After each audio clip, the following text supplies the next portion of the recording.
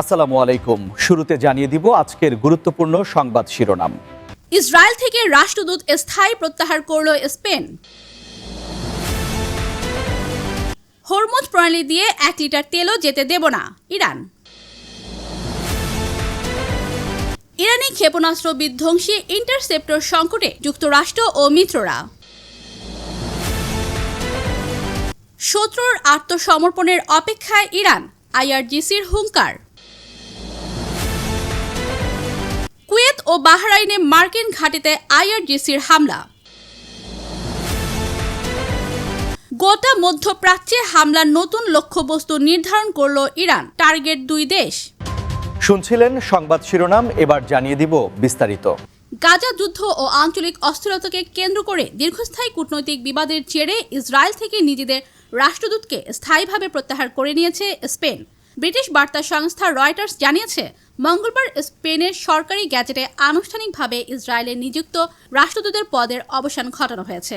এখন থেকে তেল আবিবে স্পেনের দূতাবাস শুধুমাত্র একজন চার্জ দ্য অ্যাফেয়ার্স বা অন্তর্বর্তীকালীন প্রধান দ্বারা পরিচালিত হবে। উল্লেখ্য, গাজা যুদ্ধে ইসরায়েলি অস্ত্র বহনকারী কোনো জাহাজ বা বিমানকে স্পেনের বন্দর বা আকাশপথ ব্যবহারে নিষেধাজ্ঞা দেওয়ার পর থেকেই 2 দেশের সম্পর্ক তলানিতে ঠেকে। স্পেনের ফিলিস্তিন রাষ্ট্রকে স্বীকৃতি দেওয়ার বিষয়টিও এই ফাটলকে আরও প্রশস্ত করেছে। ইরানের সামরিক কমান্ড খাতাম আল আম্বিয়ার পক্ষ থেকে এক চরম হুঁশিয়ারি দিয়ে জানানো হয়েছে যে হরমুজ প্রণালী দিয়ে যুক্তরাষ্ট্র, ইসরায়েল বা তাদের মিত্রদের কোনো জাহাজ 1 লিটার তেলও নিয়ে যেতে পারবে না। মুখপাত্র ইব্রাহিম জোলফাকারি ঘোষণা করেছেন, তেহরানের বর্তমান রণকৌশল হবে ধর্মঘটের ওপর ধর্মঘট। তিনি স্পষ্ট করে বলেছেন, পারস্য উপসাগরে আবদ্ধ যে কোনো শত্রু জাহাজ এখন থেকে ইরানের বৈধ সামরিক লক্ষ্যবস্তু হিসেবে গণ্য হবে। এই উত্তপ্ত পরিস্থিতির কারণে বিশ্ববাজারে তেলের দাম প্রতি ব্যারেল $200 পৌঁছাতে পারে বলেও তিনি সতর্ক করেছেন। আঞ্চলিক নিরাপত্তা বিঘ্নিত করার দায় সরাসরি পশ্চিমাদের ওপর চাপিয়ে ইরান এই কঠোর অর্থনৈতিক অবরোধের পথ বেছে নিয়েছে। মধ্যপ্রাচ্যে চলমান যুদ্ধে ইরানের ছোড়া শত শত ক্ষেপণাস্ত্র মোকাবেলা করতে গিয়ে যুক্তরাষ্ট্র ও তার মিত্র দেশগুলো চরম ইন্টারসেপ্টর বা ক্ষেপণাস্ত্র বিধ্বংসী গোলাবারুদ সংকটে পড়েছে।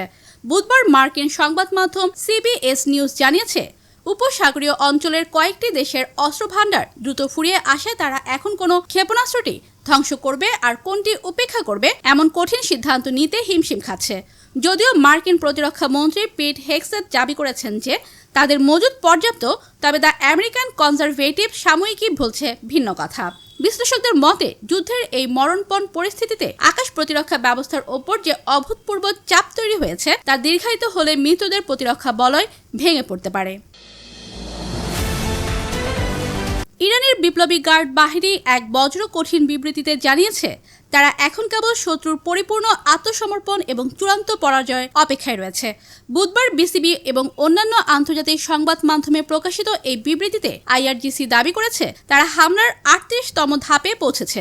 আইআরজিসি জানিয়েছে, কুয়েতের আদিরি হেলিকপ্টার ঘাঁটিতে 2টি শক্তিশালী যুগোৎপদ ক্ষেপণাস্ত্র হামলা চালানো হয়েছে, যাতে অন্তত 100 জন আহত হয়েছে। এছাড়া বাহরাইনের মিনা সালমান বন্দরে অবস্থিত মার্কিন নৌবাহিনীর সদর দপ্তর এবং কুয়েতের ক্যাম্প প্যাট্রিয়ট সহ একাধিক মার্কিন সামরিক গুদামে ভয়াবহ হামলা চালানোর দাবি করেছে তেহরান। তাদের সাফ কথা, দেশ থেকে যুদ্ধের ছায়া পুরোপুরি অপসারিত না হওয়া পর্যন্ত এই লড়াই থামবে না। যুক্তরাষ্ট্র ও ইসরায়েলের সঙ্গে সরাসরি যুদ্ধের অংশ হিসেবে কুয়েত ও বাহরাইনে অবস্থিত একাধিক মার্কিন সামরিক ঘাঁটিতে ক্ষেপণাস্ত্র ও ড্রোন হামলা চালিয়েছে ইরানের আইআরজিসি। বুধবার আইআরজিসির নিজস্ব সংবাদ মাধ্যম সিপাহ নিউজ জানিয়েছে, বাহরাইনে অবস্থিত মার্কিন 5ম নৌবহরে প্রধান কেন্দ্র মিনা সালমান বন্দরের অবকাঠামোতে নিখুঁত আঘাত হানা হয়েছে। একই সময়ে কুয়েতের ক্যাম্প প্যাট্রিয়ট মোহাম্মদ আল আহমেদ এবং আলী আল সালেম নৌঘাঁটিতে মার্কিন সেনাদের সরঞ্জামের হ্যাঙ্গার ও আবাসন কেন্দ্রগুলো ধ্বংস করা হয়েছে। এছাড়া সংযুক্ত আরব আমিরাতের দুবাই আন্তর্জাতিক বিমান বন্দরেও ড্রোন হামলার ঘটনা ঘটেছে, যেখানে একজন বাংলাদেশি প্রবাসী সহ অন্তত 4 জন আহত হয়েছেন বলে নিশ্চিত করেছে দুবাই মিডিয়া অফিস।